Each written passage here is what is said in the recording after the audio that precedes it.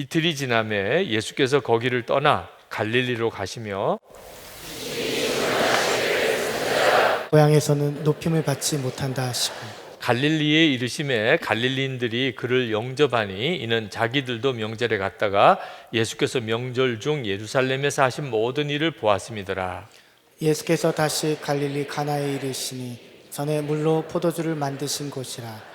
왕이 신하가 있어 그의 아들이 가버나움에서 병들었더니 그가 예수께서 유대로부터 갈릴리로 오셨다는 것을 듣고 가서 청하되 내려오셔서 내 아들의 병을 고쳐주소서 하니 그가 거의 죽게 되었습니다. 예수께서 이르시되 너희는 표적과 기사를 보지 못하면 도무지 믿지 아니하니라. 신하가 이르되 주여 내 아이가 죽기 전에 내려오소서. 예수께서 이르시되 가라 내 아들이 살아있다 하시니 그 사람이 예수께서 하신 말씀을 믿고 가더니 내려가는 길에서 그 종들이 오다가 만나서 아이가 살아있다 하거늘 그 낳기 시작한 때를 물은즉 어제 7시에 열기가 떨어졌나이다 하는데 그의 아버지가 예수께서 내 아들이 살아있다 말씀하신 그때인 줄 알고 자기와 그 온 집안이 다 믿으니라. 이것은 예수께서 유대에서 갈릴리로 오신 후에 행하신 두 번째 표적입니다. 아멘. 예수님께서 3년 공생의 짧은 시간을 사셨는데 기적은 굉장히 많이 행하셨다고 성경이 기록하고 있습니다. 실제로 성경에 기록되어 있는 예수님의 기적 사례는 굉장히 제한되어져 있습니다.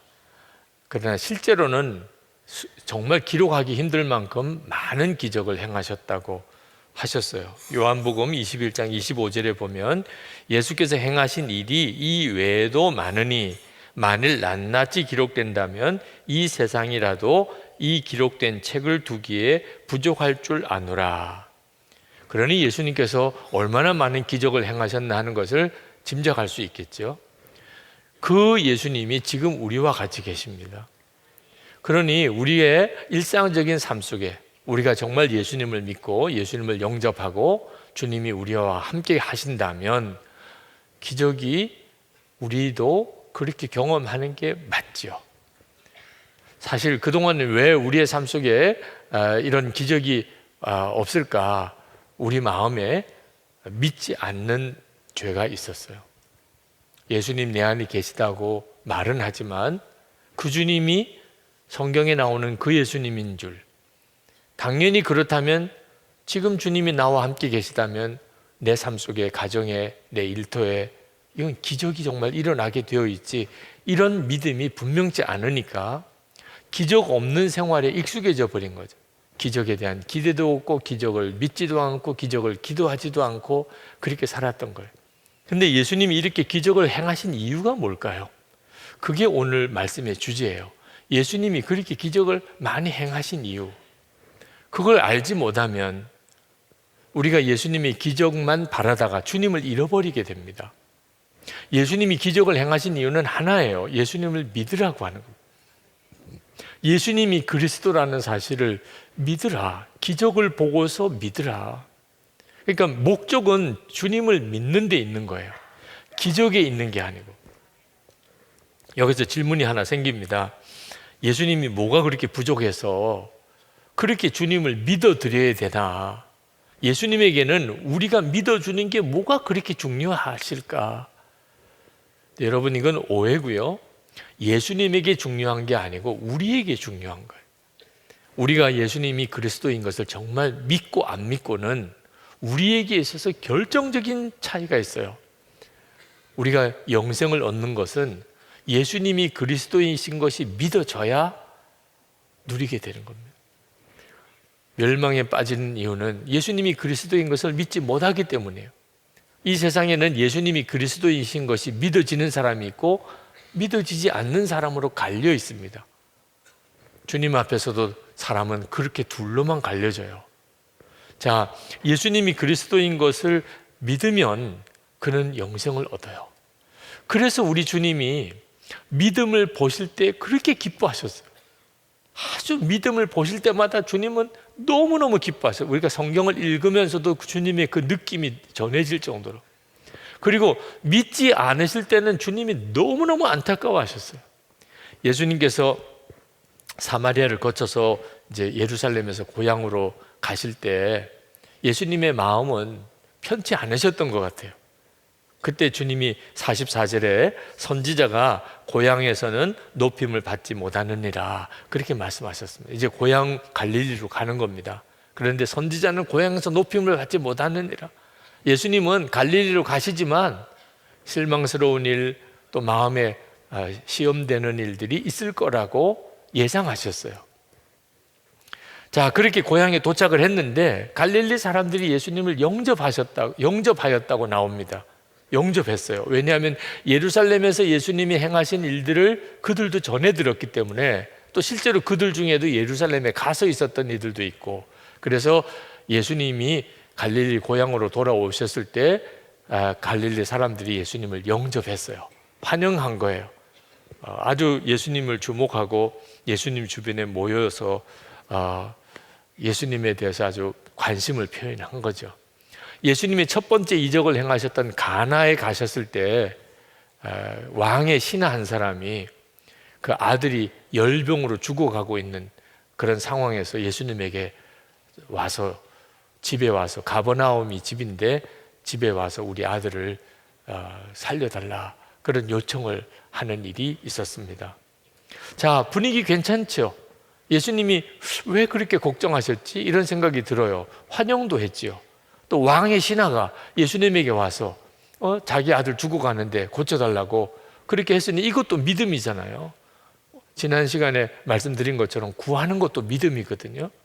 자, 분위기 괜찮은 것 같은데 예수님은 썩 기뻐하지 않으셨어요. 47절에 보니까 너희는 표적과 기사를 보지 못하면 도무지 믿지 아니하리라. 그 왕의 신하가 아들이 열병으로 죽어가고 있는데 빨리 와서 좀 고쳐주세요라고 할 때 주님은 너희들이 표적과 기사를 보지 않으면 도무지 나를 믿지 아니하리라 이렇게 말씀을 하셨어요. 왜 이렇게 하셨을까? 예수님이 지난번 야이로의 딸을 고쳐주실 때는 흔쾌히 가셔서 고쳐주시더니 이번에는 왜 이렇게 약간은 퉁명스럽게 말씀을 하실까? 그건요, 왕의 신하가 기적만 바라고 주님께 왔지, 예수님 그분을 믿고 그분의 말씀을 듣고 그분 말씀대로 살려고 하는 마음으로 온 게 아니기 때문에, 여러분 이 차이를 정말 아셔야 됩니다. 왕의 신하는 예수님이 죽은 자도 살리는 분이라는 것을 알았어요. 그런데 여전히 그의 관심은 기적이에요. 아들 죽어가는 아들 살려내는 겁니다. 그게 기적이고 예수님은 그것에 대한 수단이에요. 예수님이 그것을 느끼신 거예요. 너희들이 나를 찾아온 게 아니고 너희들이 기적을 원해서 온 거다. 너희들이 나를 믿는 게 아니고 너희들이 원하는 것은 기적이 일어나는 것이야. 그게 우리 주님을 그렇게 마음이 불편하게 했던 겁니다. 여러분, 우리가 예수님이 기적을 행하신다고 하는 것에 대한 믿음은 중요해요. 그 믿음이 없으니까 신앙생활이 다 몸이 건조하게 사는 거예요. 그러니까 예수님은 기적의 주님이시고 그분이 나와 함께 계신 것은 믿어야죠. 그런데 이 믿음만 가지고는 끝까지 주님을 따라갈 수 없어요. 왜냐하면 십자가 고난의 길도 가야 되고, 이제 그 예수님은 곧 십자가 지실 것을 내다보고 계셨어요. 자, 그때도 나를 믿을 수 있겠느냐? 기적을 행하는 나를 보고 따라오는 너희들, 십자가 지는 길을 갈 때도 나를 따라올 수 있겠느냐? 예수님이 그리스도라는 확신이 있으면 예수님이 기적을 행하실 때도, 주님이 십자가를 지고 가실 때도 주님을 따르지요. 그러나 기적만 보고 주님께 온 사람은 고난이 올 때, 주님이 십자가 지실 때 다 떠나게 되는 겁니다. 실제로 그랬죠. 그죠? 그러니까 예수님께서 예수님에게 사람들이 막 몰려오더라도 기쁘신 것은 아니었어요. 이 사람들이 기적만 보고 나에게 오는구나. 나를 정말 믿고 주님, 고난의 길이라도 저는 주님을 따라갑니다. 이런 믿음이 아닌 경우를 주님이 안타까워하신 거예요. 예수님이 요 갈릴리로 돌아오시기 전에 사마리아 여인을 만납니다. 사마리아 지방에서. 요 4장 앞부분에 나오는데, 그때 이 사마리아 여인은 우물가에 물 기르러 왔다가 예수님을 만나요. 그런데 이 사마리아 여인에게 어떤 기적이 일어났다는 기사가 없어요. 그런데 이 사마리아 여인은 사람이 완전히 바뀌었어요. 예수님을 만나고 그 말씀을 듣는 중에 생명의 말씀을 받아요. 예수님이 정말 메시아인 것을 깨닫게 돼요. 그리고 자기의 죄 다 드러나는 그런 수치스러운 상황에도 이 여인은 너무 기뻤고, 그리고 자기를 손가락질하는 마을 사람들에게 달려가서 예수님을 전하는 자가 됩니다. 무슨 기적 하나도 없어요. 병들었던 거 살아난 것도 아니고, 뭐 귀신 들린 사람이 노임 받은 것도 아니에요. 아무것도 달라진 건 아무것도 없는데 믿었어요. 그리고 사마리아 사람들이 그 여인의 말을 듣고 예수님께로 옵니다. 그리고 예수님의 말씀을 듣고 그 사마리아 사람들이 또 다 예수님을 믿게 돼요. 무슨 기적 행하신 거 없어요. 거기서 아무것도 주님은 기적 행하시지 않았어요. 그냥 주님의 말씀으로 주님을 믿은 거예요. 사마리아에서 그걸 경험하시고, 그리고 갈릴리로 지금 오신 거예요. 갈릴리 사람들 예수님 환영했어요. 기다렸다는 듯이 영접했습니다. 그리고 왕의 신하는 와서 우리 아들 죽게 생겼으니 와서 좀 고쳐주세요, 이렇게 이야기도 했어요. 예수님의 마음이 그 차이를 느끼신 거예요. 너희들은 정말 기적을 보지 않으면 나를 믿지 못하는구나. 주님의 심정이 여러분도 이해가 되시나요? 예수님께서 왕의 신하에게 말씀합니다. 왕의 신하는 두 번이나 내려와서 내 아들을 고쳐주소서. 그 갈릴리에서 가버나움까지는 꽤 거리가 있습니다. 한참을 가셔야 돼요. 근데 이 왕의 신하는 정말 갈급하게 그렇게 두 번이나 요청을 했습니다. 그때 예수님이 답을 주시기를, 가라, 내 아들이 살았다. 그렇게만 말씀하셨어요. 가서 고쳐주시지 않으시고, 가라, 믿고 가라. 그죠? 가서 고침 받는 걸 보고 믿는 게 아니고, 지금 고침 받았음을 믿고 가라. 그러면 내 아들이 살아있는 것을 내가 볼 것이다. 그렇게 말씀한 겁니다. 자, 회당장의 딸을 고쳐주실 때는 친히 가셔서 고쳐주시더니, 이 왕의 신하의 아들이 죽어갈 때는 왜 이러셨을까? 예수님의 마음은 이제는 믿음이 좀 크기를, 지난번에 기적을 보았으면 이제는 믿음으로 반응하라고 하신 거죠. 자, 이 왕의 신하가 마음에 갈등이 생겼을 겁니다. 지금 아들은 이제 막 죽어가고 곧 죽었다는 소식도 들려올 상황인데, 예수님은 같이 가시려고 안 하시고 그냥 가라, 내 아들 살았다고 말씀만 하시니, 이거 진짜 그렇게 가야 되냐, 아니면 예수님을 어떻든지 모시고 가야 되냐, 마음에 갈등이 생겼죠. 그때 이 왕의 신하가 주님의 말씀을 믿기로 결심을 합니다. 주님이 살았다고 하셨으니 그러면 믿고 가보자. 그래서 집으로 가는 도중에 집에서 달려오는 사람을 만납니다. 소식을 전해주러 왔는데, 이게 죽었다고 할지 살았다고 할지 참 난감한 상황이죠. 근데 그 집에서 온 사람이 아들이 열이 다 내렸다는 거, 깨끗해졌다는 거. 너무너무 놀랍죠. 언제 그랬냐? 그러니까 그 아들이 열이 내린 시간을 이야기를 하는데, 예수님께서 가라, 내 아들이 살았다 말씀하신 딱 그 시간. 여러분, 그 느낌 이해하시겠습니까? 이야, 정말 그렇구나. 그리고 온 집안이 다 예수님을 믿었다. 그게 오늘 본문의 내용이에요. 자, 여러분, 이 왕의 신하가 단순히, 그죠, 예수님은 기적을 행하시는 분이다, 그런 믿음 가지고 예수님께 와서 아들을 고쳐달라고 한 거죠. 그 믿음도 귀한 믿음이긴 해요. 그런데 지금 이 왕의 신하가 가진 믿음은 어떤 믿음일까요? 순종하는 믿음이에요. 아, 순종하니까 주님의 역사가 나타나는구나. 이제는 믿고 주님의 말씀대로만 순종해서 가면 되는 거구나. 아직 내 눈에는 증거가 없어요. 그렇죠? 아직 내 아들이 고침을 받았다는 확실한 어떤 증거도 없어요. 아무 일도 지금 현재 일어난 것도 아닙니다. 그런데 가라, 내 아들이 살았다, 주님이 말씀하셨다면 아멘입니다. 그러고 가는 믿음, 이건 다른 믿음이에요. 예수님이 기적을 행하신다고 믿는 믿음하고 주님이 말씀하신 것에 순종하면 반드시 주님 역사하신다, 이런 믿음과는 완전히 다른 거예요. 여러분에게 주님이 원하시는 것이 바로 이 순종의 믿음, 주님을 정말 믿고 주님이 가라는 길로, 그게 망하는 것 같고 죽는 것 같은 길이라도 그 길을 갈 수 있는 사람, 그 사람이 되어야 하는 거예요. 주님이 원하시는 것은 그거였어요. 우리 지난번 말씀 기도회 때 다니엘서로 말씀 기도를 했는데, 다니엘서 3장에 보면 다니엘이 세 친구 사드락 메삭 아벳느고가 금신상에 절하지 않으므로 풀무불에 던짐을 받게 되죠. 그러나 풀무불에서 주님이 그들과 함께 계셔 주셔서 그들이 머리털 하나 상하지 않고 그가 살아남는 그런 기적이 그 다니엘서 3장에 나옵니다. 우리가 정말 그때 큰 도전을 받았어요.